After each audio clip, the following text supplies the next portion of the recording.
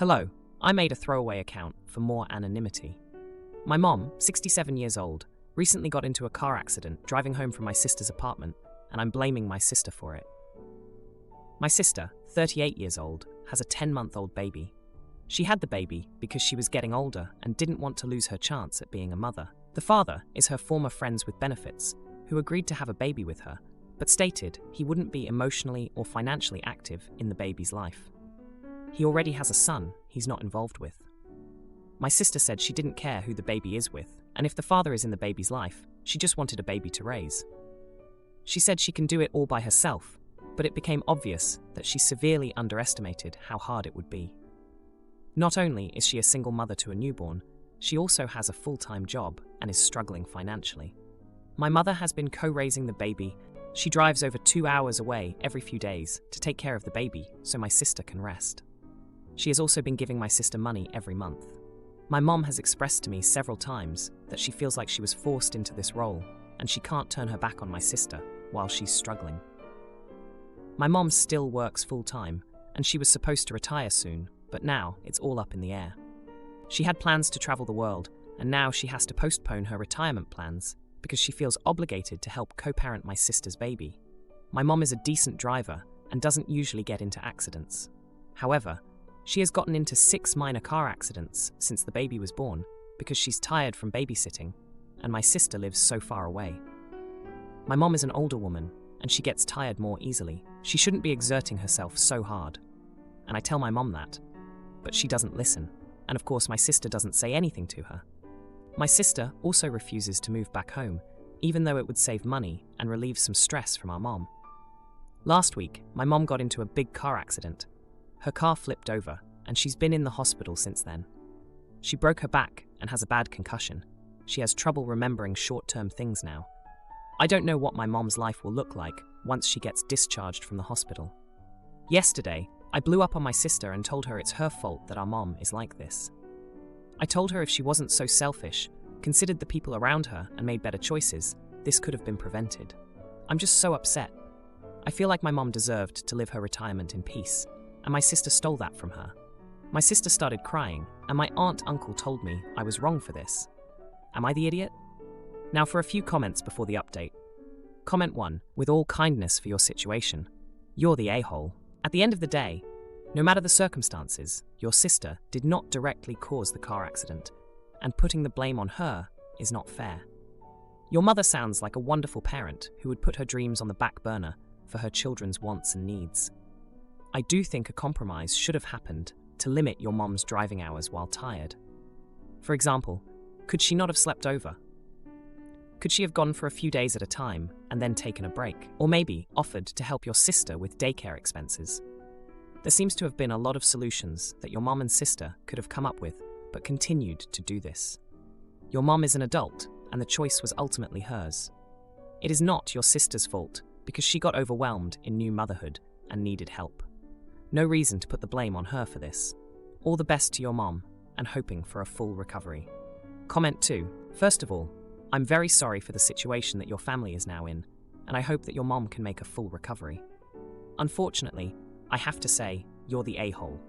In my opinion, 99% of what you wrote here is irrelevant. And it's irrelevant because the simple fact is that your mom is an adult who has chosen to step in to help raise this child. Now, your sister may have indeed been irresponsible in her choices, but your mom chooses to continue to help your sister out. Yes, I know you said that she feels forced, but in reality, if she really didn't want to or really couldn't, she could stand up and tell your sister no. Your sister is not responsible for your mom getting in a car accident. I'm not saying that your mom is responsible either. I don't know the circumstances surrounding it, but the accident itself is not on your sister. And I think you were the a-hole for blaming her for it. Now, for the update. Hey everyone, it's been a week since I last posted about the situation with my mom and sister, and a lot has happened. I wanted to give you all an update because the last post got a lot of attention, and I guess I just need to vent. So, after the blow-up with my sister, things got really tense. My aunt and uncle, who had told me off for blaming my sister, stepped in to help with the baby. They've been taking turns staying with my sister to give her a break. It's kind of ironic, because they were the ones who had always been telling my mom to let my sister handle her own problems. But now that my mom's in the hospital, they're finally pitching in. My sister has been visiting Mom in the hospital every day, looking really worn out. I can tell she's been reflecting on everything that's happened. She even started looking into daycare options, something she was totally against before because of the cost. I guess seeing Mom hurt made her realize she can't do it all on her own. Mom's been recovering slowly. The doctors say she's lucky to be alive. Her memory issues are still there, but they're getting better. She's been talking about the accident a lot, trying to piece together what happened. It's been hard to see her like this, especially when she asks about her retirement plans, and we have to remind her that those are on hold. Now here's the jaw-dropping part. My sister's baby daddy showed up out of the blue. Turns out, he heard about the accident and felt guilty for not being involved. He's been coming to the hospital to see Mom, and even offered to help financially with the baby. My sister was shocked, to say the least. They had a big confrontation right there in the hospital cafeteria. Voices were raised, and my sister ended up telling him that it was too little too late. But after he left, she broke down. I think she's been holding in a lot of anger and disappointment towards him. In the midst of all this, I've been trying to make amends with my sister. I realized that while I was right to be upset, I shouldn't have blamed her the way I did. We had a long talk, and I apologized. She told me about how overwhelmed she's been feeling, how she thought she could handle being a single mom, but didn't anticipate how hard it would be. She admitted that she should have accepted more help and not relied so heavily on Mom. We also talked about our childhood, how Mom always had to work extra to support us after our dad left. My sister said she didn't want to be like him, always absent. That's why she's been trying so hard to do everything herself. It was a moment of honesty that we hadn't had in a long time. The biggest surprise came when my sister decided to take a leave of absence from her job. She's going to focus on the baby and figure out a more sustainable way to live. She's even considering moving closer to us, so Mom won't have to drive so far once she's out of the hospital. As for me, I've been spending a lot of time at the hospital too. I've been helping Mom with her memory exercises and just keeping her company. It's been tough, but it's also brought us closer. I've been taking care of her bills and making sure her insurance is covering everything. It's the least I can do after everything she's done for us. So that's where we are now. Mom's getting better, my sister's making changes, and the baby daddy, well, who knows with him. But at least he's shown some interest in being a part of his child's life, even if it's just a small part. I'm not sure what the future holds, but for the first time in a long time, I feel like we're all moving in the right direction. It's going to be a long road to recovery for Mom, but we're all here for her. And my sister, well, she's finally starting to accept help and realize that it's okay to not do everything on her own. My ex dies and I'm broke, so I plan a cheap funeral, but a friend confesses to an affair with him, and now I'm left to mourn a man who cheated and a life full of lies alone. I, 28-year-old female, recently found myself in an extremely difficult situation after the passing of my ex-partner, 33-year-old female. We were in a relationship for 4 years, lived together, and broke up about 5 months ago due to her having severe depression, which was making me emotionally drained and was taking a toll on my own mental health. After the breakup, she went to the hospital and volunteered to admit herself so that she could get the help that she needed. However, my ex recently passed away, tragically. Unfortunately, my ex doesn't have any family or friends who are close enough to handle the responsibility of arranging this funeral, except a grandmother who is in an aged care facility. So the responsibility fell on me. I feel immense sadness over her death, but I don't want to arrange the funeral. For context, my ex battled depression for a long time. I was the primary caregiver. The emotional strain of supporting her through her hardest and darkest moments took a significant toll on me. I was the only one with a job, so now I have little to no funds to spare for this funeral anyway. This has left me reeling, and I am struggling to come to terms with it. I don't know what to do with this. I don't want to deny our mutual friends and community the opportunity to show love and find closure. But it feels like an enormous emotional and financial burden. I feel incredible guilt and shame for not stepping up to the plate. But I don't have it in me to not completely fall apart from arranging this funeral ceremony. So Reddit, am I the jerk for refusing to arrange my ex's funeral? Edit, to all the people who are saying I abandoned her when she was dealing with her depression, you guys don't know the whole story and all the facets. Why pass judgment?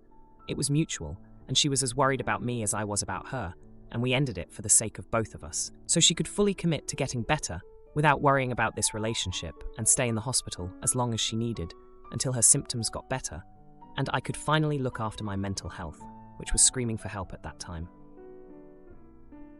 And I don't think any of you know what it is like to be someone's carer. Depression gets in the way of everyday life, causing tremendous pain, hurting not just those suffering from it, but also impacting everyone around them. It's not easy dealing with a partner or family member's depression. I neglected my own health for years, doing 2 jobs, one of which had an extremely toxic environment, but I couldn't afford to miss work or get fired. And on top of that, doing all the housework, including cooking for us after my shift and cleaning. And then gradually doing all the groceries, laundry, taking her to every appointment since she didn't drive, with no help. Neither from my family, because they don't approve of my intimacy orientation, nor her family, since again, she didn't have any close family or friends who would lend a helping hand when we were suffering in silence. And I did all of that for 3 years. I could count with my 2 hands how many sick leaves I took in those 3 years. And my ex was a wonderful person, which made all this worth it. But you all have to understand, I couldn't just snap out of my burnout and push through. There's a line which I crossed, and even to this day, I am recovering from 3 years' worth of loss, burnout, and trauma. Now, for a few comments before the update. Comment 1. It doesn't have to be a funeral per se. I did a beautiful memorial for my dad, without the same costs associated with a traditional funeral. To be clear, you don't have to do anything, and no sane person would blame you either way. However, if you want to do this, it can be done for under about $1,500, Midwest USA. Just gotta be a little crafty. I am here if you would like some tips and pointers. If not, I'm sending all the positive energy and hopes for healing. I'm very sorry for your loss and for all the trauma that comes with it, sending you my best. Comment 2. Not the idiot. I don't understand you here though. You say there is nobody else, but then it denies people from saying goodbye. So there are people. This shouldn't be falling on you. You don't need to spend money you don't have for a funeral, for someone who seemingly won't have attendance anyways. Now, for the update. Hey Reddit. A lot has happened since my last post. I never imagined I'd be back here with such a heavy heart and a story that's taken some unexpected turns.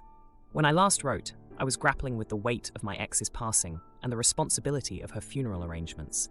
I was already struggling with my own grief, and the financial burden was just too much. But things have only gotten more complicated since then. I decided to reach out to our mutual friends and explain the situation. I thought they'd understand my position, but I was met with mixed reactions. Some were supportive, but others couldn't believe I was considering not arranging the funeral. They didn't see the years of emotional labor, the nights I spent awake worrying, or the personal sacrifices I made. They just saw someone they cared about needing a proper send-off. One friend, let's call her Sarah, was particularly upset. She had been close to my ex before we started dating, and they had a history that I never fully understood. Sarah accused me of being heartless and selfish. She didn't know about the countless times I had to leave work to pick up my ex from somewhere because she was having a panic attack, or the way I had to carefully manage every aspect of our lives to avoid triggering her depression. The confrontation with Sarah was intense. We were at a local coffee shop, a place where my ex and I used to go to escape the world for a bit. Sarah's words stung, and I could feel the eyes of other patrons on us as our voices rose. It was a scene I never wanted to be a part of. But then, in the midst of our argument, Sarah dropped a news that left me reeling. She confessed that during one of the breaks my ex and I had taken to give each other space, she and my ex had rekindled their past and had a brief affair. My heart shattered right there. I had always suspected there was something more between them, but hearing it confirmed was a different kind of pain. The betrayal cut deep, not just because of the infidelity, but because it made me question everything about our relationship. Had my ex ever truly loved me, or was I just a caretaker in her eyes? The thought haunted me, and I found myself withdrawing from everyone, unable to deal with the flood of emotions. Despite the heartbreak, I knew I had to make a decision about the funeral. I couldn't afford it, and now, with the knowledge of the affair, it felt like an even heavier burden. But I also couldn't shake the feeling of responsibility. My ex had no one else, and I couldn't bear the thought of her not having a proper goodbye. In the end, I reached out to the grandmother in the aged care facility. She was frail and couldn't take on the arrangements herself, but she offered a small amount of money she had saved. It wasn't much, but it was enough to cover a modest service. I found a local funeral home that was willing to work within the budget, and we set a date. The day of the funeral was a blur. I stood at the back, watching as people filed in to pay their respects. Sarah was there, tearful and remorseful, but I couldn't bring myself to speak to her. I felt numb, disconnected from the scene in front of me. After the service, I went home alone. The apartment felt empty without my ex's presence, and the silence was suffocating. I sat on the couch, surrounded by memories, and let myself cry for the first time since her passing. I'm still trying to process everything that's happened. The betrayal, the loss, the confrontation, and the funeral have all taken their toll. I'm left with more questions than answers, and a heart that's trying to heal from a wound that's deeper than I ever imagined. My boyfriend's sisters ask about kids, and I say we're waiting to be ready, so they accuse me of judging their life choices, and Reddit agrees with me. But oh boy, the family drama that follows. Basically what the title says. My boyfriend, late 20s, and I, mid 20s, share finances. This is important for later on. His sister, late 20s, Mandy, is currently pregnant and recently came over to our apartment. She came over as her other sister, late 20s, Becca, was there to talk about her future baby boy. They asked me when I was planning to have kids, and I told them when I can afford them financially and am mentally, emotionally ready for them. My boyfriend already knows this and has agreed. Becca then proceeds to tell me that the aforementioned reasons aren't valid and that everything will work out in the end, and that kids are a blessing. I told her that's an irresponsible way of thinking, especially in this economy, and that if someone isn't prepared to have children, they shouldn't have them. I told her just because kids are a blessing to you doesn't mean that you are one to them. Just speaking in general and not pointedly at her. I went on to say that kids are not necessary, and if I never get to my standards that I feel are necessary to have kids, then I simply won't have them. I told them, I know what it's like to be a kid who was born in poverty, tossed around from one person to another because my mom was at work, and her still having more kids, knowing she couldn't afford the ones she already had.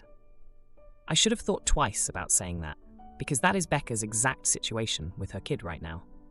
Her kid is mostly passed around by his grandmas and sees his parents one day out of the week as they both work late hours, and during that day, parents are on their phone or smoking flower. Becca starts getting insulted, saying that I think I'm better than her, and I responded that no, I don't.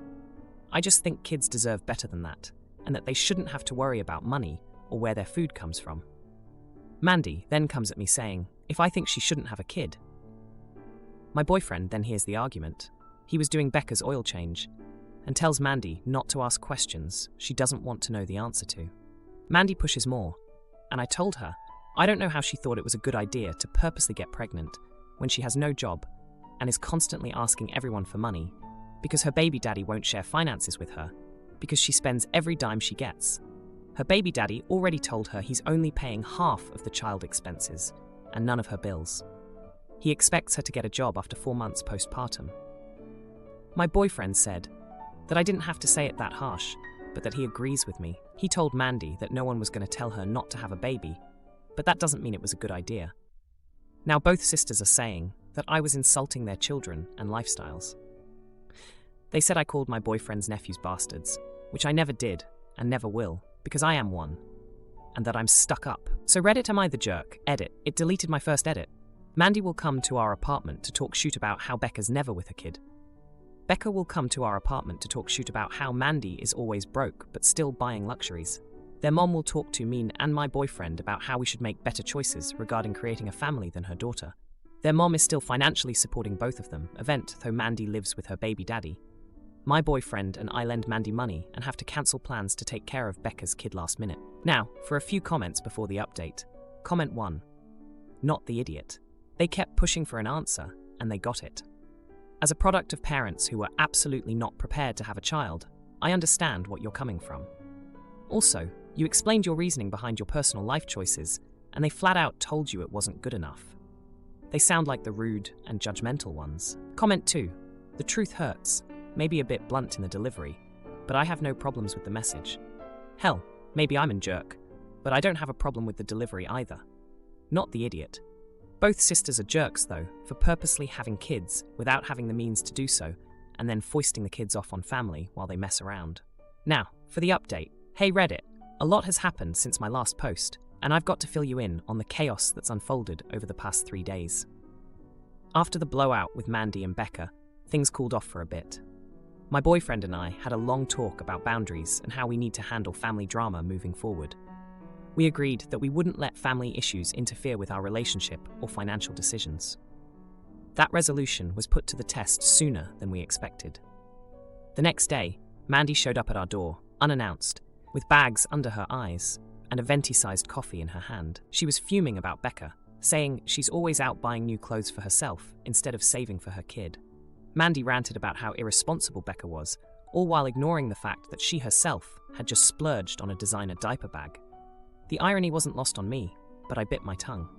Later that afternoon, Becca came by, equally as furious. She complained about Mandy's constant borrowing of money and how she's living beyond her means.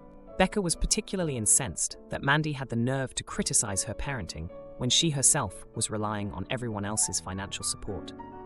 The tension was thick enough to cut with a knife, and my boyfriend and I exchanged worried glances, knowing this family feud was far from over. The following day, their mom called us. She was surprisingly calm and collected, considering the storm that was her daughter's. She confided in us that she hoped we'd make smarter choices than Mandy and Becca had.